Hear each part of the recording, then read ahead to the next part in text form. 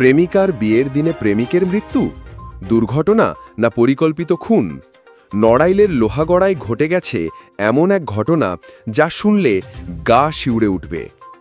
প্রেমিকার বিয়ের দিন, হ্যাঁ, সেই দিনে প্রেমিক মাসুম বিল্লার রক্তাক্ত দেহ উদ্ধার হল সড়কের পাশে। শরীর জুড়ে আঘাতের চিহ্ন, এমনকি তুলে ফেলা হয়েছে নখও। এই কি তবে ভালোবাসার শেষ মূল্য? সকাল 6টায় ঢাকা থেকে লোহাগড়ায় ফিরেছিল মাসুম। তার প্রেমিকার বিয়ে ছিল ওই দিন। তারপর নিখোঁজ।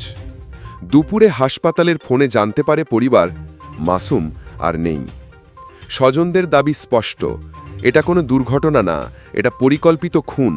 ওর শরীর এমনভাবে বিকৃত যেন কেউ ঘৃণা নিয়ে আঘাত করেছে। কথা ছিল প্রেম, শেষ হলো শ্মশান। ঘটনার আগে প্রেমিকার বাবা গ্রামে ফোন করেন হুমকি দিয়ে, এবং ওই প্রেমিকার পরিবারের সঙ্গে আজও যোগাযোগ করা যায়নি।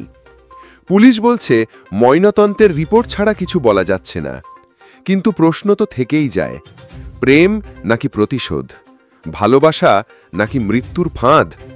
আপনি কি মনে করেন, এটা সত্যিকারের দুর্ঘটনা নাকি ঠান্ডা মাথার হত্যা? নিচে কমেন্টে জানান আর শেয়ার করুন যেন সবাই জানে এই নির্মম বাস্তবতা। সাবস্ক্রাইব করুন এমন সত্য ঘটনা আরও জানতে।